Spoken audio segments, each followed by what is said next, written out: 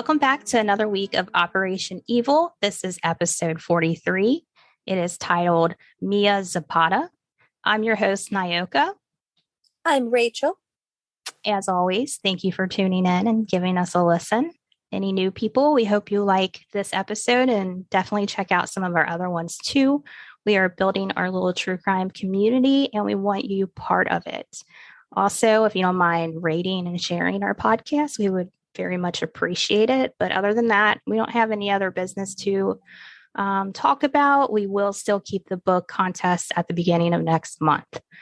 Let's see. We're going to kind of take you back in time to the 90s when the Seattle grunge scene was becoming huge. And we were in high school during this time, right, Rachel? The good old 90s.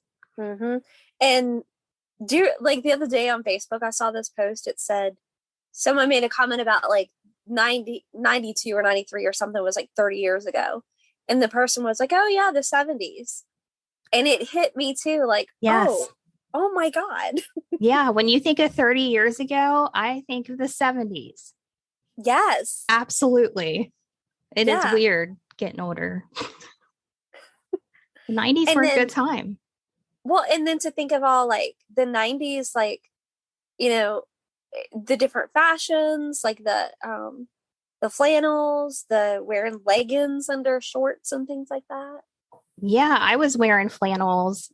I was wearing like the plastic leather kind of pants and like my God, plastic or Doc Marten boots. And yes. Yeah, that was kind of where I was at, I would say. Do you remember when like Guns N' Roses was really big and they had like Use Your Illusion 1 and 2? Yeah. And Axl Rose would wear those tight legging short things or whatever. Mm-hmm. I had a pair of leggings that were like, they were so freaking ugly, but I thought I was badass like Axl Rose because I wore those. They had big roses on them and I'd wear them with my band shirt or just a solid t-shirt with my fake looking boots. Like, I thought it was so cool. Do you have pictures of this? No. Oh man. I was like, please, let's post it. Let's post our 90s like pictures. We could. Maybe we'll do that. Hey, we could. Well, no, that was 2000s. I was going to say we could post a picture of me and you, but that was like early 2000s. Yeah, that wouldn't fit. No. Unfortunately. Maybe we can find some high school pictures though and post that. That'd be fun.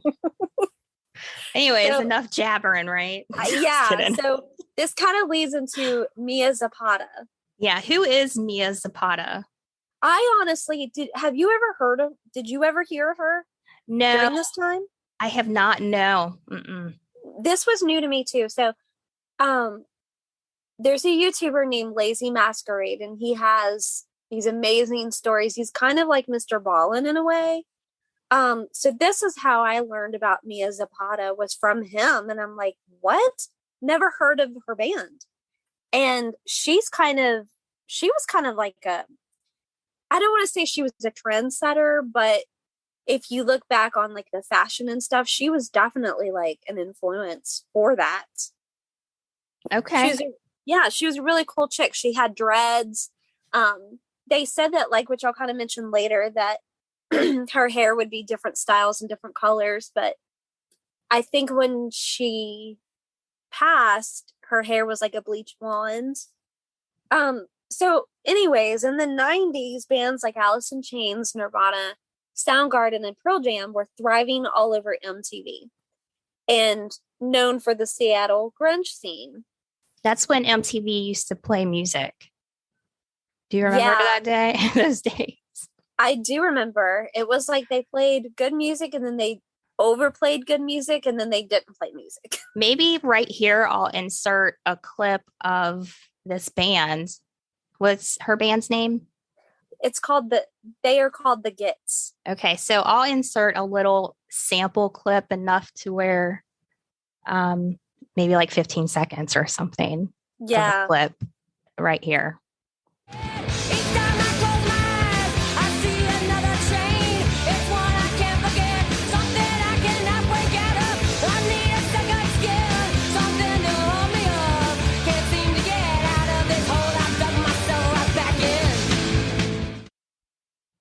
Okay, so the Seattle grunge scene was really just a collection of bands that didn't fit into one genre. They had a unique sound, creativity, and brutal, honest lyrics that's pretty much what set them apart from other music at the time. It was like something old and new all rolled into one.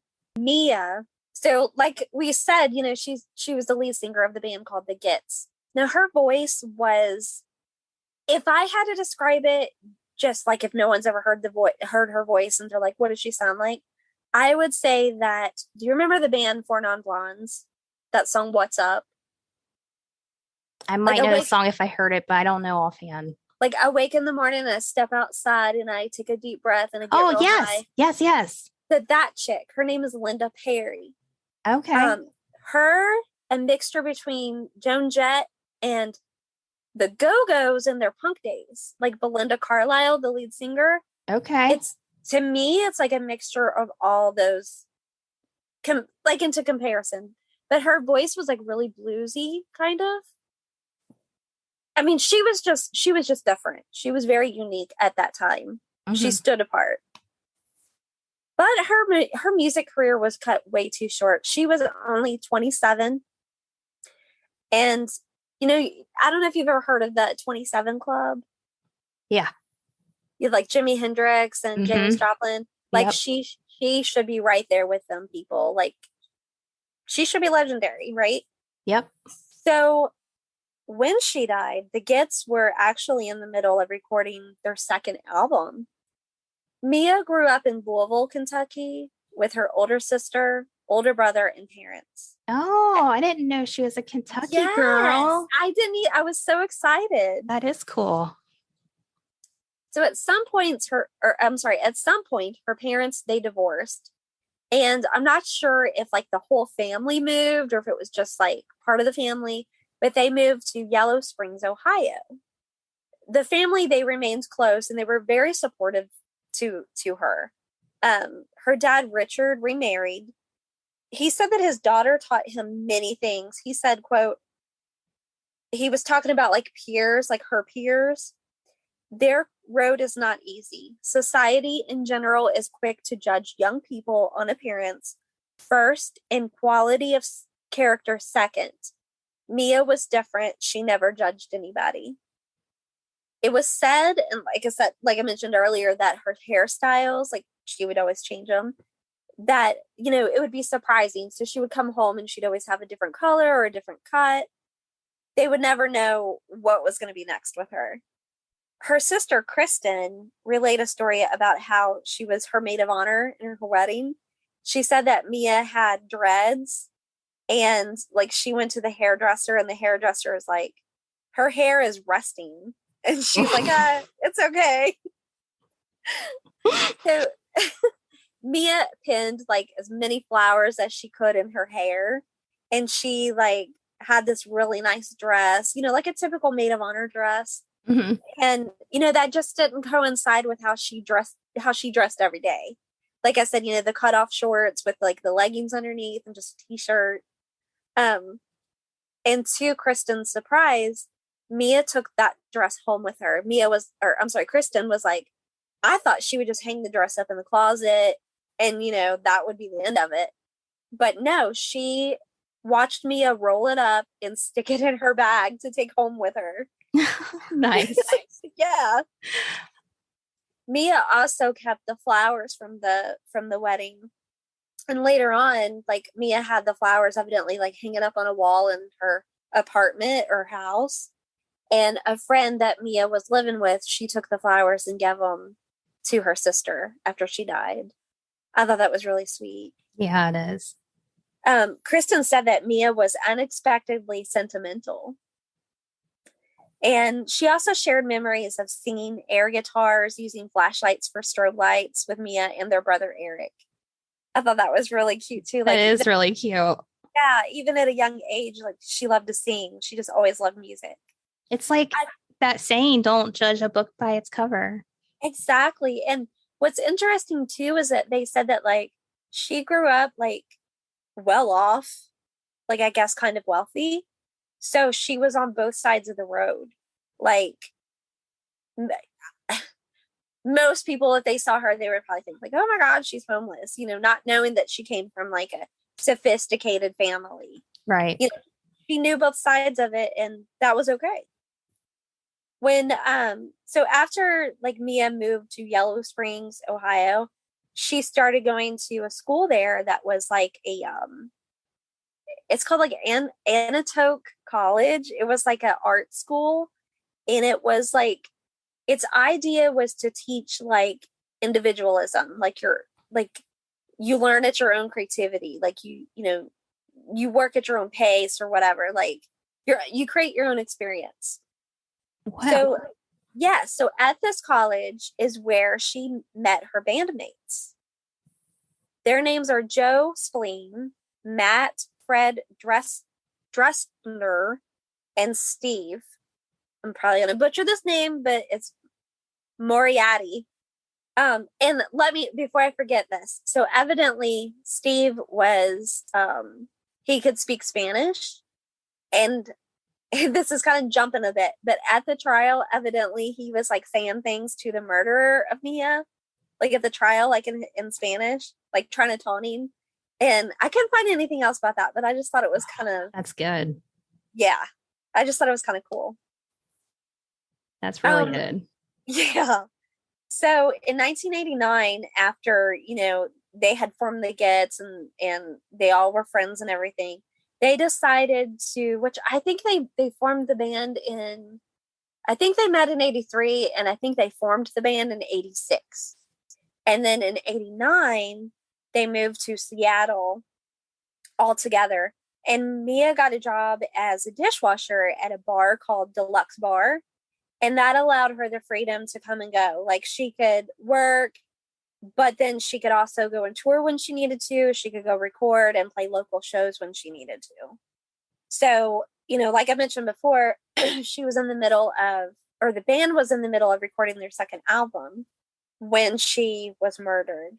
And that night, I think like she was at a bar or something with some friends, and they were making arrangements for a tour. They were getting ready to go out, I believe, for a tour. But then again, it says they were in the middle of making an album. So I'm not too sure what is correct there.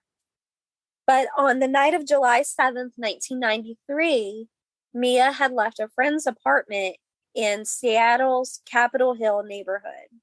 Now, she left around 2 a.m. and she was on foot. It was mentioned, too, that she was like going to get a taxi to go home.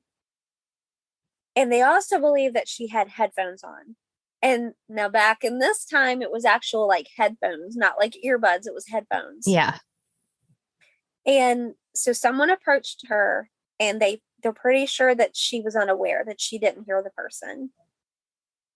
And I want to say that I believe I remember reading or seeing on something that, she was always listening to music. I believe I saw that. So he attacks her. He rapes her. He choked her with the strings on her, like she had a hoodie, like a sweatshirt on. And it just so happened it like had the Gits on there. It was like one of her band shirts. He choked her to death with the drawstrings. He beat her up pretty bad. Like I think he like lacerated her liver, had internal trauma, things like that. Someone found her body around 3:20 a.m. And then I read something too that they said that the coroner or the medical examiner actually recognized who she was. Can you imagine that? Like you're a fan of this band and then they come in. Yeah, that in this horrible, brutal way. That's terrible. Oh. So it was about a decade before the murder was actually solved. Wow, that's a long time. Yes, a very long time. But a lot happened in this time. Not so much with the investigation, but with other things. Now, anybody that's listened to us before, they know that like one of our topics that we hit a lot is self-defense. Yeah. And like, Nyoka herself is like huge about self-defense, like being an advocate for that. Mm-hmm. So that kind of was shed a light on this. So during that time, everyone was a suspect. Mia, she had a boyfriend at the time. So he, of course, it always is that way. He was a suspect. She did, Always. yeah, she kept journals. They don't know for how long she kept these journals, but I guess, she had multiple of them. The police took those they read through them to try to like get clues, but there were no leads, no It leads at has all. to be like a crazy stalker of the band. That's kind of what you would think, right? I mean, that's what my go-to would be if it's not the boyfriend. Right. Like a crazed fan, yeah. Yeah.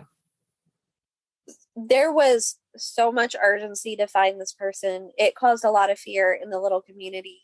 Like, because, all these bands, and then like you got to think like the band's fans and friends and family.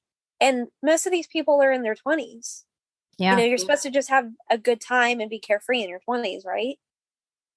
But it changed a lot for people. It scared a lot of the women, especially. They were afraid to go out alone. And it changed some like routines for some people too. And then at the time too, like talk about rape was somewhat still taboo in the media. It was one of these writers, and I'm going to go into, her name is Ann Powers. She wrote like, they keep mentioning that she was murdered, but they never recognized that she was also raped. And, she's like, let's not forget about that. That's kind of a key factor, in justice for her, in my opinion. Absolutely. She was So, violated horribly. right. So awareness and talk about sexual assault was brought to light, like I said. And I'm going to read this quote from Ann Powers. It says, quote, partly because it was a murder, Zapata's death genuinely transformed the smaller, more local scene in which she was a leading light. Talking about, like, she had went to this club and cafe, like, where a lot of the fans and stuff would hang around. And, like, she was talking about Kurt Cobain. And she said, I can feel less of his presence than I can Zapata's. So that should just give you a little bit of an inkling, like how much this person affected everybody that she met in that area, in that little village or whatever. And she continued to say that Mia is mentioned over and over. Posters asking for information adorned the wall of the Comet Tavern, which is where they say that she had left the night that she was murdered. And it's also on street corners. You can see the flyers made by friends a long time ago. There's Mia's warm, big, charming face and the words, damn, damn, damn. Now, I don't know if that's from a song. This part here was written in 1994, this quote that I took this from an article. So, I mean, it just shows you, like, a year later, people are still wanting answers. And I think this is really cool too. There was a women's self-defense program called Home Alive that was started. It was formed out of the love, grief, fear, and inspiration shared between Mia's friends. Like, they would get together and share their grief. And this website, it's called teachhomealive.org. And you can just go there, and it talks about self-defense and things like that. I think that's really cool. That is really cool. And, I see a lot of women jogging and running with headphones on. And I always think like, I don't think that's very smart because you don't hear your surroundings. You're not as aware. Yeah. I don't know. And I mean, that's even if you're just like walking with your head down in your phone. That's true. Going into the grocery store. Yeah. Yeah. We need to be more aware of what's going on. Well, and like over 30 years ago or whatever, like it was kind of like it wasn't talked about like it is now. No. It really wasn't. It wasn't. Not that I remember. No. In 1994, so Joan Jett, she made a video.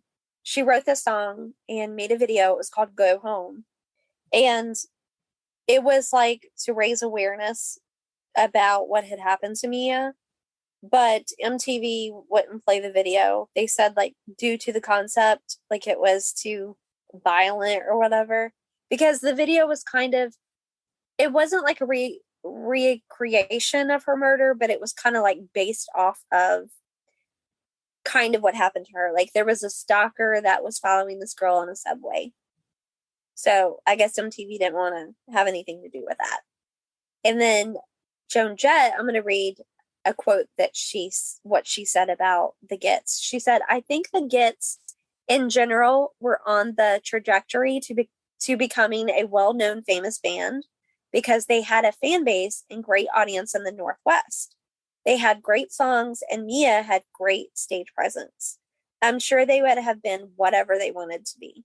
In 1996, there was a compilation album called Home Alive, The Art of Self-Defense. And this was released in Mia's memory. And it was also a fundraiser because her friends, and especially her bandmates, they just didn't feel like the police were like on it. So they hired a private investigator. And so like the money that was raised from this album, and I think they did concerts and stuff too, the money was contributed to this to hire a private investigator. Wow, that's pretty smart. Yeah. Which, there wasn't really anything that came out of it. Nothing that I could find. But, and I swear, like, her band members, like, they still, like, have her back. Like, I read where NBC was doing a story on her, and one of the dudes was, like, boycotting the episode because they just, I guess it wasn't a true representation of the story. And their thing is they don't want Mia to be remembered that she was murdered. They want her to be remembered as who she was. So that's why I keep stressing in this story, like how important and much of an impact that she made to these people. Right. Mia Zapata was an extraordinary human being. She was a beloved friend, a gifted songwriter, musician, visual artist, and performer. This is what her surviving bandmates said about her. And here, rather than focusing on her death, we prefer to remember her friendship, talent, humor, and the incredible art and music she left to the world. They sound like the best of friends that you can have. Oh my gosh, yes. Like I read another article where it said like Mia had two families. She had her immediate family, her stepmom, her mom, dad, brother, sister, and then she had her family in Seattle, her bandmates, her fellow bands, that she worked with, and then like fans and friends. That's amazing. That is. So here we get to the killer. Finally, in 2002, the FBI database matched DNA that was found on Mia. It was like saliva, and she actually had a bite mark on her too. Oh. Yes. So the DNA was matched to I'm going to guess that this is Jesus Mezquia. Jack that name up. So he was living in Florida at the time, and he was actually on probation following a felony conviction for possession of burglary tools. Now, I had also seen where he was in and out of trouble like for years. But when you Google him or look into him, I can't find like an actual rap sheet, like a crime history or whatever. But maybe like I didn't look hard enough. But evidently he was somewhat of a career, maybe not a career criminal, but he was bad news, nevertheless. So as a condition of his probation, he was required to submit 2 cheek swab samples, and that's how they got the match. So he was busted in Florida for possession of burglary tools, had to submit his DNA, and boom, they got him. Oh, okay. Yeah. Through further investigation, they also found out that Jesus was living in Seattle between 92 and 94. So that puts him at the crime scene. And not only that, he was living about 1.5 miles from the crime scene. So yeah, it's like, what were you just like walking by and you saw her and you decided to just do that to her? Yeah. Was he a fan? Did he know who she was? Yeah, I don't Was know. this a random pick? Like, what was going through his head? I just got the impression from it like he was just a sick Yeah. human being, like maybe it was by opportunity. Could have been. He was finally arrested in 2003 on January 10th. And then in March of 2004, a grand jury found him guilty of murder in the first degree. He was sentenced to 36 years. Now, this part is kind of where you might get mad for a second, but don't stay too mad. In 2005, so about a year later after he was sentenced, I'm just going to say the court that does appeals, because this is a fancy word. I don't know how to say it. Okay. So his sentence was like overturned based on a U.S. Supreme Court ruling. It's called the Blakely decision. So that is basically saying like the time that he got was too much time. What? Yeah. He should have gotten a sentence of 18 to 28 years. I don't think so. Exactly. Not for taking a life and rape and everything. Yeah. Brutal. So his defense attorney was like, I don't know why he did this, but maybe it was because he was trying to make right by what he did. But Jesus waived the right to have a jury make the decision. So like he could have went before a jury and they could have like reassessed his case or whatever. And they could have been like, okay, yeah, let's resentence you to 18, 20 years, whatever. But he said that he didn't want to do that. He didn't want to go in front of a jury. So the judge upheld the conviction. He upheld the 36 years. So, whew. And more victory. This year in January, he actually died. Good. He was like 66 years old. He was in the Washington State prison, but of course, they won't release like what his cause of death was. But he was in Washington State Department of Corrections, and he died in a hospital. So maybe he had cancer or something. I hope it was aggressive. Yeah, you get what you get. So, and then I'm just going to end this with a quote from Joan Jett, because I think it's kind of a good ending. I like this. What she says is pretty cool. Everything through this is just cool. Mm-hmm. So Joan Jett says, her legacy should be beautiful, strong, punk rock music coming from a woman's perspective, because that's who she was. End quote. Aw. I know, isn't that perfect? That is perfect. Aw. Man. Yeah. So I didn't know this band at all, but it would probably be one that I would have listened to in high school, because I liked all those bands that were in that genre. It's kind of sad that like we never heard of them. Like, you always hear about Kurt Cobain, and then a couple, like there was Chris Cornell recently died, and Lane Staley, of course. But I think I know why, though, because this happened in 92 when she was murdered, you said? 93? 93? Or wait, was it 92 or 93? I don't remember now. Let me look. Because I wasn't in high school yet until 94.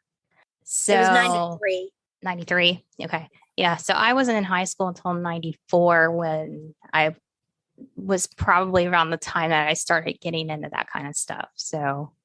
Okay. For me, that's what that was, I think. It was just a little bit before. Right. Yeah. I hope that her, her friends, her family, her bandmates were able to finally get peace with this. But there's documentaries about her. There's, what was the one show that you were looking at? Forensic Files? Yeah. Forensic Files. Yeah. There's quite a few stories that have been done about her. So definitely look her up. She was totally punk rock. That was a good story. Thanks. Thanks for telling it. I was a little too excited to tell this. Well, we do like the music ones, and I think we should throw those in here and there. I think we should Yeah. cover Kurt Cobain sometime. Talk about Courtney Love. Because I have thoughts on that. But Oh, I would love to hear your theories on that. I have thoughts on that, but I don't know. Maybe we'll put that in the future. Maybe we'll cover that. But okay, so that concludes this week's episode. Rachel did an amazing job. And I love that you're so different from me in storytelling because you don't focus on the actual like gruesome stuff and you're more like you focus on the light of the person and the happiness of the person. And I'm like, I feel like I'm on the dark end where I focus on maybe that other stuff too much or something, but I like the way you tell your stories. We have a great contrast, but I think you tell about that person. Like, I mean, we have the common goal where we don't want that person, the person that, is whatever this horrible thing that happened to that person, we want them to be known, not forgotten. We have that common goal. Yeah. But we also want to let you know what happened and how horrible that person was that did that to them. Right. Yeah, I think that's what we try to do. But it's just funny how different we are when we're telling our stories. We're definitely yin and yang. I am still reeling from the last episode. I did get comments on that one. So, yeah. I think that is my favorite so far because just the fact that all those horrible things happened to that little boy, but look at him now. Yeah. He's grown into this man that is just living his best life. That's right. Yeah. I love it. Well, I guess that is all we have for you this week. Now, remember, if you want to start your own podcast, we have that Buzzsprout link in our show notes as always. We also put our Patreon link there if you're interested in listening to our bonus episodes. I'm going to be recording that one this week. And let's see. I think that's about all that we got. Do we know what the bonus episode is about yet? No, I'm floating a couple things in my head. So I still have to make a decision. But I hope it is fantastic as last week. I'm sure that it will be. I'm going to try. But anyways, that's all I got. Is that all you have? Yeah. All right. So until next week, we'll talk to you guys then. Bye-bye. Bye.